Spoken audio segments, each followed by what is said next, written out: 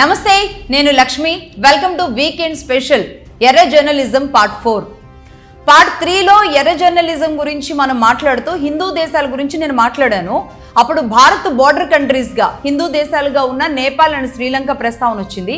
ఆ క్రమంలో శ్రీలంకకు చెందిన మావోయిస్ట్ ప్రచండ అని నేను అనడం జరిగింది. ఎందుకు అన్నానో దానికి సంబంధించి మరొకసారి చెబుతాను అని కూడా అన్నాను. దాని గురించి నాకు కొంతమంది పెద్దలు మెసేజ్ చేశారు, ఇది ఒకసారి సరిచూసుకోమని. ఎగ్జాక్ట్లీ వాళ్ళు చెప్పింది రైట్. అయితే దానికి నేను ఒక చిన్న వివరణ ఇవ్వడానికే ఈ క్వశ్చన్ని తీసుకున్నాను. అంటే చాలామంది నాకు పెద్దలు మెసేజ్ చేయడమే కాదు, చాలామంది కామెంట్ బాక్స్లో కూడా కామెంట్స్లో కూడా ఒకసారి ప్రచండ నేపాల్కి సంబంధించిన వ్యక్తి అనేది అందరూ చెప్పారు. బట్ రియల్లీ హ్యాట్స్ ఆఫ్, చాలామంది దీన్ని గమనించారు. అంటే ఒక తప్పు జరిగిందా అని చెప్పే ప్రయత్నం చేశారు అంటే కనుక వాళ్ళందరికీ చాలా థ్యాంక్స్. అలాగే నేను దీనికి వివరణ కూడా ఇస్తాను. ఆ రోజు నేను ఏమన్నానో ఒకసారి క్లిప్ చూద్దాం. భారతదేశానికి ఇబ్బంది కలిగిన రోజు ఖచ్చితంగా నేపాల్ కూడా ఉండే అవకాశాలు ఉండవు. ఇకపోతే శ్రీలంక విషయానికి వస్తే, శ్రీలంక అధికార మతం ఏదైతే ఉందో అది బౌద్ధ మతం. ఈ మధ్య కాలం నుంచే శ్రీలంకకు పాస్పోర్ట్ ప్రొసీజర్స్ ఏవైతే ఉన్నాయో అవి కూడా మొదలైనవి. లేదంటే నేపాల్ లాగానే భారత్కి నేపాల్కి ఎలా పాస్పోర్ట్ అవసరం లేకుండా ఉందో శ్రీలంక కూడా అలాగే ఉండేది గతంలో. అక్కడ ప్రచండ అనే ఒక మావోయిస్ట్ చైనాతో కుమ్మక్కయ్యి శ్రీలంకని చావు దెబ్బ కొట్టాడు. ఎస్, యాక్చువల్లీ ఇక్కడ నా ఉద్దేశం ఏంటంటే ప్రచండ శ్రీలంక అని చెప్పడం కాదు, చైనా భారత్ మీద ఎలాంటి కుట్రలు చేసుకుంటూ ఉంటుంది అనేది పార్ట్ 4లో నేను ఈరోజు ఒక అంశంగా తీసుకోవాలి అని ఒక ఎడిషన్ తయారు చేస్తున్న క్రమంలో శ్రీలంక విషయం రాగానే ప్రచండ ప్రస్తావన వచ్చింది. Yes, exactly. ప్రచండ వచ్చి అతడు నేపాల్కి సంబంధించిన ప్రధానమంత్రి. అసలు ప్రచండ ఏంటి, ప్రచండ విషయంలో నేను ఎందుకు స్కిప్ చేశానో చెప్తాను. ప్రచండ అసలు పేరు పుష్ప కమల్ దహాల్ అలియాస్ ప్రచండ. ఈ పేరు ఎలా వచ్చింది ప్రచండకి అంటే, ఇతడు ఒక గెరిల్లా మావోయిస్ట్.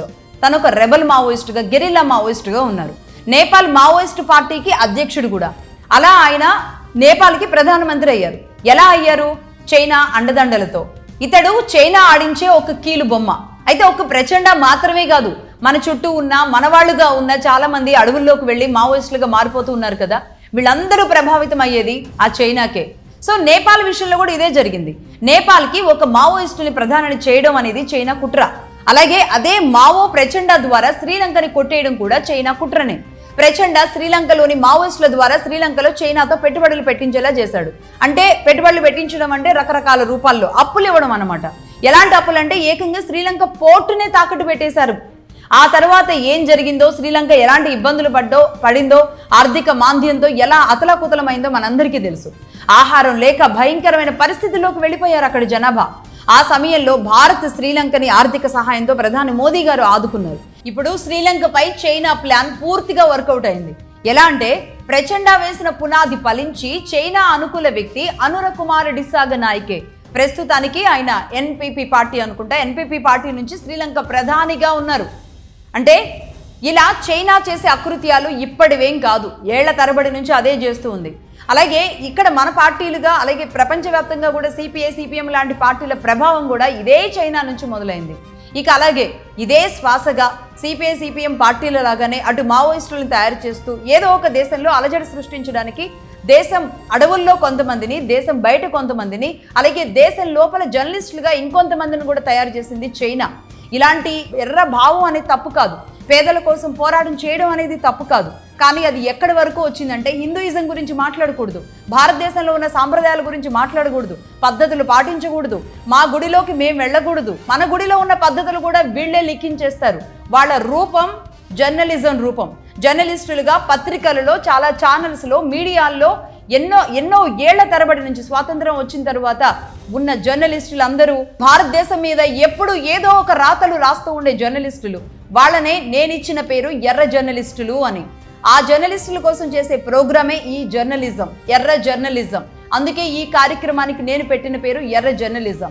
అసలు నిజమైన నికార్సైన జర్నలిజం పవర్ ఏంటో చూపించడానికి తయారైందే ఈ ఎర్ర జర్నలిజం. అలాగే ఎర్ర జర్నలిజం పార్ట్ 3లో క్వశ్చన్ నెంబర్ 2 ఒకటి, సెక్షన్ 498A బాధితులతో మాట్లాడిస్తా అన్నారు, ఎప్పుడో చెప్పండి అని ఆ ప్రశ్న. ఎస్, మేమంతా రావడానికి సిద్ధంగా ఉన్నామని అనేక మంది ఇన్స్టాలో, ఫేస్బుక్లో, అలాగే యూట్యూబ్లో కంటిన్యూస్గా మెసేజ్ చేస్తూనే ఉన్నారు. వాళ్ళందరికీ సపరేట్ మెసేజ్ చేయలేం కాబట్టి అందరికీ ఇప్పుడే చెప్తున్నాను. 498 బాధితులు ఎదుర్కొంటున్న సమస్యలపై మాట్లాడించడానికి, మీ గొంతు, మీరు పడుతున్న ఇబ్బందులు, మీ కుటుంబ సమస్యలు, మీ కుటుంబం ఏ విధంగా నలిగిపోతుంది, ఈ విషయాలు చెప్పడానికి మేము త్వరలోనే ఈ ప్లాన్ షెడ్యూల్ చేస్తున్నాము. మేము ఆ రోజు డిబేట్ కోసం ఒక ప్లేస్ కూడా ఏర్పాటు చేస్తాము. అలాగే ప్లేస్ ఫిక్స్ అయిన తర్వాత ఫోన్ నెంబర్ కూడా ఇస్తాము. ఆ ప్లేస్ అవన్నీ డీటెయిల్స్ చెప్తాం. Please wait for few days అని చెప్పడం ఇక్కడ నా ఉద్దేశం, రైట్? ఇక ఈ వారంలో సెక్యులర్ పాఠాల గురించి మాట్లాడదాం. సెక్యులర్ పాఠాలు మనకు చెప్తున్న పెద్దవాళ్ళు చాలా మంది ఉన్నారు. భారత్ సెక్యులర్ కంట్రీ అంటూ మన మీద రుద్దుతూ ఇక్కడ అశాంతి ఉంది అని వాళ్లే అంటారు, ఇక్కడ స్వేచ్ఛ లేదు అని వాళ్లే అంటారు, మైనారిటీలకు అసలు ఎలాంటి రక్షణ లేదు అని మాట్లాడుతూ ఉంటారు.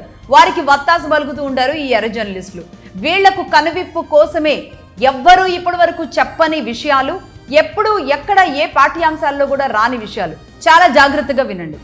అసలు 7 కాంటినెంట్స్ అంటే 7 ఖండాల గురించి మనం మాట్లాడుకుందాం.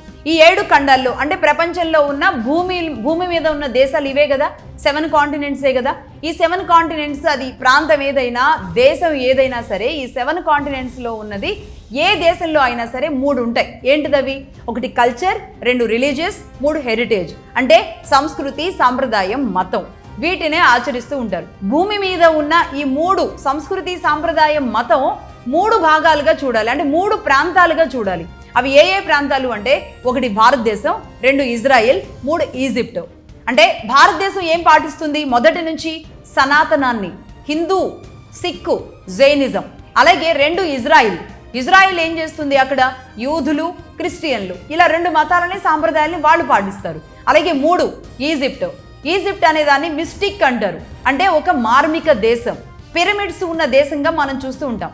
అయితే ఇక్కడ పాకిస్తాన్ ప్రేమికులు, చైనా మిత్రులు, మన సోకాల్డ్ జర్నలిస్టులు అంటూ ఉంటాను కదా నేను, వాళ్ళు భారత్లో మైనారిటీలకు రక్షణ లేదని, కాంగ్రెస్ ఉన్నప్పుడే చాలా బెటర్ అని, కాంగ్రెస్ పద్ధతిని బీజేపీ అవలంబించడం లేదు అని, స్వేచ్ఛ లేదు లేదు లేదు అంటూ వగలి ఏడుపులు ఏడ్చే కొందరికి చెప్తున్నాను, కాంగ్రెస్ ఏంటి అసలు? కాంగ్రెస్ పుట్టడానికి ముందే 2000 సంవత్సరాలకి ముందే అసలు భారతదేశం ఏం చేసింది, మన సనాతనం గొప్ప ఏంటి, సెక్యులర్ కంట్రీ అని కొత్తగా పాఠాలు చెప్పి ఇది అవునా కాదా అని ప్రతిరోజు పొడుస్తూ మాట్లాడుతున్న అనేక మందికి 2000 సంవత్సరాల కిందకి, అంటే దాని ముందుకు తీసుకువెళ్ళడానికి నేను ఇప్పుడు ఈ కార్యక్రమం తీసుకోవడం జరిగింది. అసలు భారతదేశం ఎలాంటి పద్ధతిని ఆనాడు అవలంబించింది అంటే, ఫస్ట్ మన సనాతన గొప్పతనం తెలియాలి. అఖండ భారతదేశం గొప్పతనం ఏంటో మీకు ఈ స్టోరీ చెబితే అర్థమవుతుంది. ఏ దేశస్థుడు ఏ కల్చర్తో వచ్చినా కడుపులో పెట్టుకుంది మన భారతదేశం. రిలీజియస్ డిస్క్రిమినేషన్ ఏమాత్రం లేనిది, కులాలకి మతాలకి అతీతంగా ఎంతో మందిని ఆదుకుంది ఆనాడే మన భారతదేశం, మన సనాతనం. అదేంటో చెప్తా వినండి. ఇక్కడ ఇజ్రాయెల్ కథ చెప్పాలి. ఇజ్రాయిల్లో యూదులు ఉండేవాళ్ళు, వారిని జూస్ అని కూడా అంటూ ఉంటారు. వీరిపైన ముస్లిం అరబ్బులు దాడి జరిపి యూదుల పవిత్ర దేవాలయం ఏదైతే ఉందో దాన్ని సాల్మన్ టెంపుల్ అంటారు, దాన్ని కూల్చివేసి వారిని వారి దేశంలోనే లేకుండా నిట్ట నిలువున వారిపై మారణకాండ చేస్తూ ఉంటే, అక్కడ ఉన్న యూదులు అంతా కూడా శరణార్థులుగా ఉన్న పళంగా అన్ని వదిలిపెట్టి ఏదో ఒక దేశానికి పారిపోయారు. ఎక్కడికి వెళ్ళినా వాళ్ళపైన ఏదో ఒక జెనసైడ్ జరుగుతూనే వచ్చింది. వారి పట్ల డిస్క్రిమినేషన్ ని అనేక దేశాలు చూపిస్తూనే వచ్చాయి. అలాగే అనామకుల జీవితాలుగా అంటరాని వారిగా చూడడం వల్ల వారు కట్టుకున్న గూడు నీడే కాదు, కన్న దేశాన్ని కూడా కోల్పోవాల్సిన పరిస్థితుల్లో ఎలాంటి అంటరానితనాన్ని కూడా భరిస్తూ అనేక దేశాల్లో ఉన్నారు.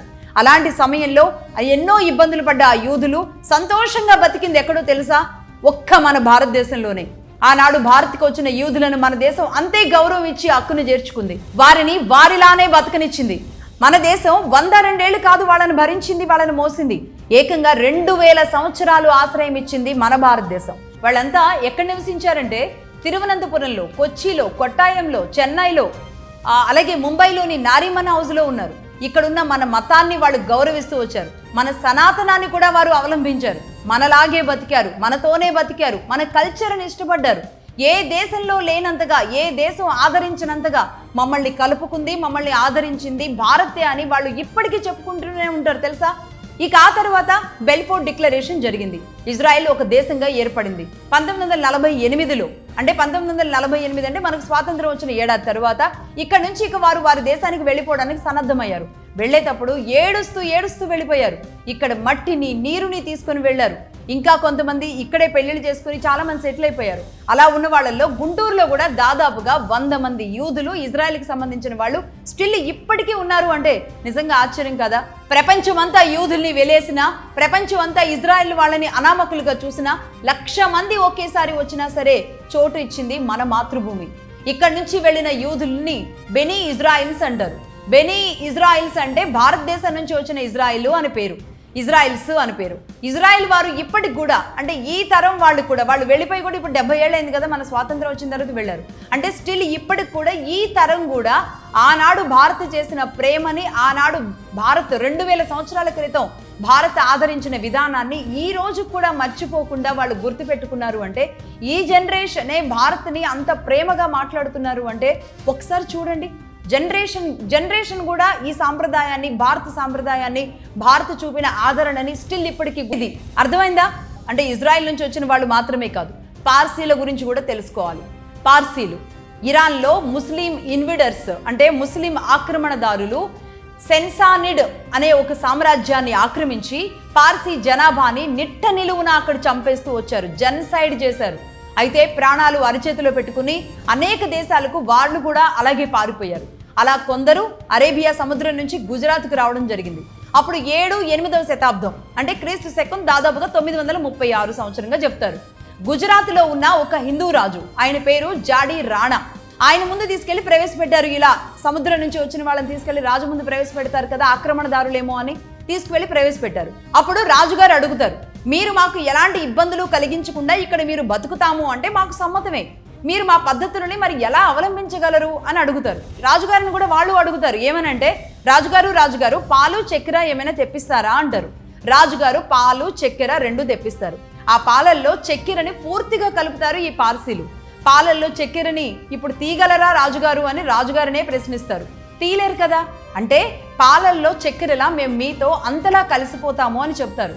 అలాగే పాలకు చక్కెరతో ఎలాంటి తీపిదనం వచ్చిందో మీ దేశం రేపు మా దేశం అయితే గనక మన దేశం గర్వించేలాగా మేము నడుచుకుంటాం, మా వల్ల తీయదనాన్ని దేశానికి అందిస్తాం, అలాగే నిలబడతాం అన్నారు. అలాగే వాళ్ళు ఆ రోజు గుజరాత్లో ఉన్న రాజుగారికి చెప్పిన విధంగానే ఈనాటికి కూడా అంటే స్టిల్ ఇప్పటి వరకు కూడా వాళ్ళు మనతోనే కలిసిపోయారు, మనతోనే ఉన్నారు. భారత్ మీద ఇలా ముస్లింలు, ఆ తర్వాత బ్రిటిష్ వాళ్ళు చేసిన దండయాత్రలు, ఆ పోరాటాలన్నింటినీ కూడా భారత్ ఎదుర్కొనేటప్పుడు మనతోనే ఉన్నారు, వాళ్ళు తట్టుకున్నారు, మనతో పాటు వాళ్ళు యుద్ధం చేశారు. ఇప్పుడు కూడా స్టిల్ ఇప్పటికి కూడా వాళ్ళు మనతోనే ఉన్నారు. వారు ఎవరో కాదు, దేశం గర్వించేలా వర్తక వ్యాపారంలో ఇండియా టాప్ కంపెనీ దిగ్గజాలుగా ఉన్నారు. వారే మనందరికీ తెలిసిన రతన్ టాటా. టాటా అంటే మన దేశపు ఉప్పు అని మనం ఒక క్యాప్షన్ వింటూ ఉంటాం కదా, సేమ్ అలాగే ఈ దేశపు ఉప్పు తిన్నందుకు ఈ దేశానికి టాటా గ్రూప్ కాంట్రిబ్యూషన్ చాలా పెద్దది. అలాగే మిస్త్రీలు ఉన్నారు, షాపోర్జీ మిస్త్రీ, పల్లోంజీ మిస్త్రీ, వీళ్ళిద్దరూ అన్నదమ్ములు, ఈ గ్రూప్ అధినేతలు. వీరి పేరు పేదే అతి భారీ కంపెనీలు మన దేశంలో ఉన్నాయి. అలాగే విప్రో అధినేత అజీం ప్రేమ్జీ. ప్రముఖ బిజినెస్ మ్యాగజైన్ ఫోర్బ్స్ 2013లోనే అజీం కంపెనీ నెట్వర్త్ ని $11.6 బిలియన్ గా ప్రకటించింది. అలాగే 1 షా మానిక్ షా, భారత్ ఆర్మీ చీఫ్ గా పనిచేశారు. 2 దాదాబాయి నవరోజీ, ఈయన grand old man of India అంటారు. అలాగే Homi Jahangir Bhabha, father of India atomic energy. అలాగే సైరస్ పూనావాలా, కరోనాకి మందు కనిపెట్టింది వీళ్లే. అంటే సీరం ఇన్స్టిట్యూట్ నుంచి మనం కోవిషీల్డ్ అని అప్పుడు విన్నాం కదా, సైరస్ పూనావాలా వారి నుంచే, వాళ్ళ సీరం ఇన్స్టిట్యూట్ నుంచే కోవిషీల్డ్ బయటకు రావడం జరిగింది. మన దేశాన్ని ఆదుకోవడమే కాదు, ప్రపంచాన్ని ఆదుకుంది. అలాగే లాస్ట్ బట్ నాట్ లీస్ట్ ఇక్కడ మాట్లాడాల్సిన అతి బలమైన, ప్రపంచం మొత్తానికి తెలిసిన వ్యక్తి ఆయనే దలైలామా గారి గురించి అందరికీ తెలియాల్సిన విషయాలు చాలా ఉన్నాయి. క్రిస్టియన్లకు పోప్ ఉంటారు, ముస్లింలకు ఖలీఫా ఉంటారు, బౌద్ధులకు దలైలామా ఉంటారు. ప్రపంచవ్యాప్తంగా 130 కోట్ల బౌద్ధులందరికీ కూడా గురువు ఎవరు? దలైలామా. మహాయాన, తెరవాడ, వజ్రాయన ఒక్కో ప్రాంతంలో ఒక్కో రకంగా వ్యాప్తి చెందిన ఈ బుద్ధిజంలో 4th largest religion in the world. అలాగే ప్రపంచ జనాభాలో 7% మంది ఉన్న ఒక మతం కూడా బౌద్ధిజం. Japan, Indonesia, Cambodia, South and North Korea. But North కొరియాకి వచ్చే వరకు ఇప్పుడు కిమ్ నేనే దేవుణ్ణి అనడం వల్ల అక్కడ బౌద్ధిజం కాస్త తగ్గింది. ఈ శ్రీలంక, థాయిలాండ్, లావోస్ ఇన్ని దేశాల్లో బలంగా ఉన్న ఒక మతం. ఆ మత గురువు చైనాలోని టిబెట్లో ఉండేవాళ్ళు. బుద్ధిజం గురువు 100 కోట్లకు పైగా బౌద్ధిజాన్ని అవలంబిస్తున్న ప్రపంచంలో ఉన్న వాళ్ళు ఎంతో మంది ఉన్నారు. అలాంటి మతానికి గురువుని చంపడానికి ఒక చైనా ప్రెసిడెంటే ప్రయత్నిస్తే ఏమనుకోవాలి? చైనా చేసే అకృత్యాల గురించి మరి మాట్లాడకుండా ఎలా ఉండాలి? మరి ఈ పాఠాలు ఎవరు చెప్పాలి? జరిగిన చరిత్ర పాఠాలు ఎవరు చెప్పాలి? చంపడానికి ఏకంగా అంటే దలైలామాని చంపడానికి ఏకంగా చైనా ప్రెసిడెంటే పూనుకున్నాడు అంటే అప్పుడు ఏం జరిగింది మీకు తెలియాలి. ఎవరైనా ఈ చైనా ప్రెసిడెంట్ ఎవరంటే ఏకంగా ఈయన కూడా అదే, ఇంతకుముందు నేపాల్ శ్రీలంక గురించి చెప్పాను కదా, అదే విధంగా ఈయన కూడా ఒక మావోయిస్టు పార్టీ నుంచి పుట్టిన వ్యక్తే. ఇతని పేరు మైవో జెడోంగ్. 1959లో ఈయన దలైలామాని చంపడానికి ప్రయత్నిస్తే ఒక్క జర్నలిస్ట్ కూడా ఆనాడు మాట్లాడలేదు, ఇప్పటికి కూడా మాట్లాడట్లేదు. చైనాలో మావోయిజం తప్ప ఇంకా ఏ భక్తియిజం కూడా ఉండకూడదు. టిబెట్ లో ఉన్న 14వ దలైలామాని హిమాలయాల్లో వెంటాడి చంపడానికి ప్రయత్నించారు ఆనాడు. పోలీస్ మిలిటరీ డ్రెస్సులో కొందరు బౌద్ధ భిక్షువులను వెంట పెట్టుకుని కాళ్లకు చెప్పులు కూడా లేకుండా హిమాలయాల్లో కొన్ని రోజుల పాటు అలాగే ఉండిపోయారు దలైలామా. పొలిటికల్ అసైలం ఇచ్చింది ఆనాడు భారతదేశం మాత్రమే. 1959లో నెహ్రూ తీసుకున్న అతి పెద్ద గొప్ప నిర్ణయం కూడా అది. ఇప్పటికి 70 సంవత్సరాలుగా హిమాచల్ ప్రదేశ్ లోని ధర్మశాలలో చాలా సంతోషంగా ఉంటున్నారు దలైలామా. ఈ శరీరం భారత్ది, నేను సన్ ఆఫ్ ఇండియా అని ఆయన సగర్వంగా చెప్పుకున్నారు. భారత్ కుమారుణ్ణి అని గర్వంగా చెప్పుకున్నారు దలైలామా. శరణు గోరి వస్తే ఆదరించే అమ్మ లాంటిది సనాతనం. అలాంటి సనాతనాన్న ఈ ఎర్ర జర్నలిస్టులు ప్రశ్నిస్తూ ఉంటారు. హిమాచల్ ప్రదేశ్ ధర్మశాలకు వచ్చే బౌద్ధుల కోసం భారత్ ఒక ఎయిర్పోర్ట్ కట్టించింది. అలాగే భారత్లోని ఏ ఎయిర్పోర్టులో అయినా సరే ఇప్పటి వరకు మీరు చూసుండకపోతే కనుక ఒకసారి గమనించండి. సెక్యూరిటీ ఎగ్జంప్షన్స్ లో ఎవరెవరికి ఉంటుందో తెలుసా ఎగ్జంప్షన్స్? 1 భారత ప్రధానికి, 2 రాష్ట్రపతికి, 3 ఉపరాష్ట్రపతికి, 4 దలైలామాకు. దలైలామాని అంత సగర్వంగా ఆయనకి భారత్ మొత్తం కూడా ఇలా తివాచీ పరిచినట్లుగా భారత్ పైన ఆయన్ని కూర్చోబెట్టాం. అది మన గొప్పతనం. సెక్యూరిటీ చెక్కింగ్ లేకుండా వెళ్లేది ఈ నలుగురే. ఆనాడు నెహ్రూ తీసుకున్న ఆ నిర్ణయాన్ని ఈనాటి వరకు ఏ ఎన్డీఏ గవర్నమెంట్ ప్రశ్నించలేదు, ఏ ఆర్ఎస్ఎస్ సైనికుడు అడగలేదు, ఏ విహెచ్పి వాళ్ళు అడగలేదు, అలాగే ఏ బీజేపీ నాయకులు కూడా అడగలేదు. ఇది సనాతనం గొప్పతనం. కాంగ్రెస్ చేసిన మంచిని బీజేపీ కొనసాగించింది. ఏదైతే మంచి చేసి ఉంటారో అలాంటి వాటినన్నిటిని కూడా బీజేపీ కొనసాగించింది. కానీ బీజేపీ ఏం చేసినా, ముఖ్యంగా సనాతనానికి సంబంధించి ఒక స్టెప్ తీసుకోవాలి అనుకున్నా, అలాగే దేశాన్ని పరిరక్షించుకోవడానికి ఏదైనా ప్రయత్నాలు చేస్తున్నా, ఏ విధంగా ఎవరికి ముందు కాళ్ళకి బంధాలు వేస్తున్నారో ఆలోచించుకోవాల్సిన అవసరం ఉంది. అయితే యోధులకు, పార్సీలకు, దలైలామాకు కూడా లేని ఇబ్బందులు కొందరు సో కాల్డ్ ఒక మతానికి మాత్రం ఎందుకు వస్తుంది అని ప్రశ్నించడమే ఇక్కడ మా ఉద్దేశం. ఈ మతానికి ఎందుకు ఇబ్బంది వస్తుంది, ఈ ఎర్ర జర్నలిస్టులు వాళ్ళకి ఎందుకు మద్దతు పలుకుతారో ఎవ్వరికి అర్థం కాదు. 1500 సంవత్సరాలుగా మొఘల్స్గా, ఢిల్లీ సుల్తానులుగా, నిజాములుగా ఈ దేశం మీద పడి తింటూ ఉండడమే కాకుండా ఎన్ని అకృత్యాలు చేస్తూ వచ్చారు. 20 కోట్ల జనాభాగా ముస్లింలు మన దేశంలో పాపులేషన్ని పెంచుకుని పాకిస్తాన్కి జై కొడతారు. ఇటు మన ఎర్ర జర్నలిస్టులేమో చైనాకు గొడుగు పడతారు. అసలు ఎవరెవరు ఎప్పుడు దేశంలోకి చొరబడ్డారు? సిఏఏ ద్వారా అయినా లెక్కలు తీద్దామనుకుంటే సిఏఏనే వ్యతిరేకించి సిఏఏకి వ్యతిరేక వత్తాసులు పలుకుతూ ఉంటారు, వ్యతిరేకించే వాళ్ళకి వత్తాసులు పలుకుతూ ఉంటారు మన ఎర్ర మహానుభావులు. మక్కా వెళ్ళడానికి, హజీ యాత్రకు వెళ్ళడానికి ముస్లింలకు గవర్నమెంట్లే పైసలు ఇచ్చి మరీ పంపిస్తాయి. అలాగే జెరూసలేం యాత్రకు వెళ్ళడానికి ఇవే ప్రభుత్వాలు, పార్టీలు పైసలు ఇచ్చి పంపిస్తాయి. తప్పేం లేదు, వారి మత విశ్వాసానికి మీరు ప్రాధాన్యం ఇచ్చి పేదలకు సాయం చేయడం తప్పేం లేదు. మరి తిరుపతి వెంకన్న గుడికో, కాశీ శివయ్య గుడికో, శబరిమల యాత్రకో ఎందుకు పథకాలు, పైసలు ఇవ్వరు? 80% హిందువులు ఉన్న భారతదేశంలో హిందూ గుడులకు సంబంధించిన ఆలయాలకు ఉచిత ట్రాన్స్పోర్ట్లు ఎందుకు లేవు? కనీసం ఇంత చెప్పాకైనా సరే సనాతన ధర్మ పార్టీలుగా ఇప్పుడున్న జనసేన కానీ బీజేపీ అయినా సరే ఉచిత ట్రాన్స్పోర్ట్ నిర్ణయాలు ఏమైనా తీసుకుంటారేమో చూడాలి. ఇక అలాగే ఇతర దేశం నుంచి శరణుగోరి వచ్చిన వారు, అటు యూదులైనా, పోర్చుగీస్ వారైనా, డచ్ వారైనా, ఫ్రెంచ్ వారైనా, పార్సీలైనా, అలాగే దలైలామా అయినా, ఎవరైనా సరే భారత్ ఇలాగే వ్యవహరించింది. ఆఖరికి మన పైన దాడి చేసి వచ్చిన ముస్లింల పట్ల కూడా అదే తల్లి ప్రేమ చూపాం చివరికి. అయినా సరే ఏ మతానికి లేని సమస్య ముస్లింలకు మాత్రమే వస్తూ ఉంది. మనం ముస్లిం దర్గాలు కట్టుకోవడానికి చోటిస్తాం, ప్రభుత్వ పథకాల్లో మైనారిటీలుగా ఎక్కువ అవకాశం ఇస్తూ ఉంటాం. ఎంతమంది పిల్లల్ని కన్నా ఇక్కడ అడిగేవాళ్ళు వాళ్ళని ఎవ్వరూ లేరు. చట్టాలు కూడా మీకు మీవే. ఇంకా ముస్లిం ఈద్గాల దగ్గర మనం ముస్లిం పెద్దలతో పిల్లలకు మంత్రాలు వేయిస్తూ ఉంటాం, అలాగే పిల్లలకు తాయెత్తులు కట్టిస్తూ ఉంటాం.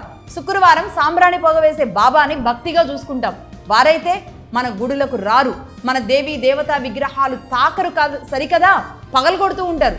మన ప్రసాదం కూడా తినరు. మన మతాన్ని, మన నేలని ప్రేమించిన వారు ఇక్కడ ఎందుకు ఉంటున్నారు? మరి సంతోషంగా వారి మతంతోనే ఏర్పడిన పాకిస్తాన్లోనో, వారే అల్లర్లు సృష్టించే బంగ్లాదేశ్లోనో హ్యాపీగా ఉండొచ్చు కదా. మరొక్కసారి చెప్తున్నా, మంచి ముస్లిమ్స్, మానవత్వంతో హిందువులను అభిమానించే ముస్లింలతో భారత్కి ఎప్పటికీ ఇబ్బంది ఎట్టి పరిస్థితుల్లో కూడా ఉండదు. అయితే లక్ష్మి ఎందుకు ఈ అంశాన్ని తీసుకుంది? లక్ష్మికి ఏమైనా ముస్లింలతో ఇబ్బంది ఉందా అని ఎవరికైనా ఆలోచన రావచ్చు, వస్తుంది.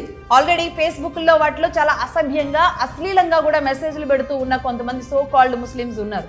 అయితే నేను వాళ్ళందరికీ ఒక సమాధానం చెప్తున్నా. నా చిన్నప్పటి నుంచి ముస్లిం కుటుంబాలలో ఉన్న వాళ్ళని తాతగారు అని, మామయ్య అని, అక్క అంటూ పెరిగిన వాళ్ళం మేము. నా బెస్ట్ ఫ్రెండ్స్తో పాటుగా ప్రొఫెషనల్గా ఉన్న కొందరు మా భయ్యాలు కూడా మాతోనే ఉన్నారు. అయితే మంచి వారితో కాదు మా యుద్ధం, మతం చాటున చేసే అకృత్యాలపైనే మా యుద్ధం, మగధా యుద్ధం. క్రిస్టులకు అర్థం కావాల్సిన విషయాలు కొన్ని ఉన్నాయి. చైనా పెట్టినట్టుగా పత్రికా ఆంక్షలు ఏమైనా భారత్లో ఉన్నాయా? లేవు. మీరు స్వేచ్ఛగా మీ ఇష్టం వచ్చింది మాట్లాడొచ్చు. పాకిస్తాన్ పెట్టినట్టుగా మిలిటరీ ఆంక్షలు ఏమైనా ఉన్నాయా? లేవు. ఎందుకంటే ఇక్కడ ప్రజాప్రభుత్వాలు ఉన్నాయి. బంగ్లాదేశ్ ఏదైతే సిఐఏ ద్వారా ఏర్పాటు చేసిన ఒక డమ్మీ ప్రభుత్వం ఇప్పుడు ఉంది కదా, జస్ట్ సిఐఏ చక్రం తిప్పింది, బంగ్లాదేశ్లో పిఎంని పరుగులు పెట్టించారు. అలాంటి పరిస్థితి ఏమైనా ఉందా? లేదు. కోట్ల మంది ప్రజలు మాకు మా సనాతనం కోసం నిలబడే మా ప్రభుత్వం కావాలి అని కోరుకుంటే వచ్చింది మన ప్రభుత్వం. వర్గ విభేదాలు, వైషమ్యాలు లేసిన దగ్గర నుంచి బీజేపీ పైన మట్టిపోయడాలు, లేదా డీప్ స్టేట్ పాలిటిక్స్ బినామీ కాంగ్రెస్ని ఆదుకోవడానికి చేసే ప్రయత్నాలు. ఫైనల్గా ఒకటే నా సూటి ప్రశ్న, భారత్ సాంప్రదాయాన్ని గౌరవిస్తూ మనతో కలిసిపోయేలాంటి ఏ ముస్లింతో కూడా ఎలాంటి ఇబ్బంది లేదు, ఉండదు. తినేది ఇక్కడ, పనిచేసేది అక్కడ. అలాంటి వారిపైనే మా యుద్ధం. మంచి ముస్లిమ్స్ను కూడా మార్చేసే కుట్రదారులపైనే మా యుద్ధం, మగధా యుద్ధం. That's all for now. Keep watching Magadha News. This is Lakshmi signing off.